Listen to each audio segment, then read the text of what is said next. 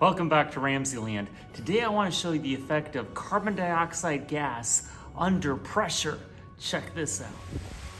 All we're using in this experiment is an empty trash can, 2-liter bottles, some dry ice, a bucket with some water, and some more water just to prime the dry ice in these empty 2-liter bottles.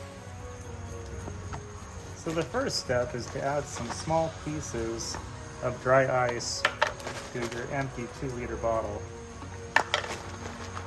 And then to get that dry ice to start sublimating quickly, we'll add just a little bit of water. Now right now the dry ice is sublimating, it's turning from a solid into a gas, into carbon dioxide. But if you add a little bit of water, that'll increase sublimation of the dry ice. And then if you tighten the lid, it'll build up pressure, and eventually the bottle will break and release that pressure inside the trash can.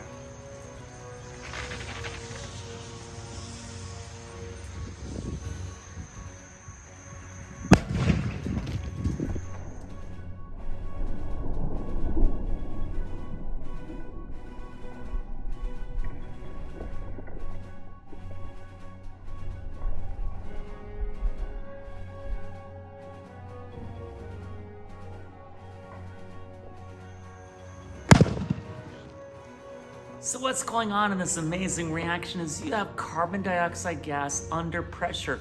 Eventually it reaches the threshold of that 2-liter bottle, it breaks, and all that pressure is released. I don't recommend trying this at home. We are picking up little bits of plastic 20 feet away from the can. But I do think that we should pay closer attention to any kind of product that's under pressure. Take, for instance, this can of Right Guard. On the back it says, warning, contents under pressure. It says, do not store above 120 degrees Fahrenheit. So I wouldn't leave this in your car on a hot day. Think about that the next time when you see a CO2 cartridge or any kind of aerosol product that says under pressure. Well, I hope you enjoyed today's edition of RamZland, and I'll see you next time.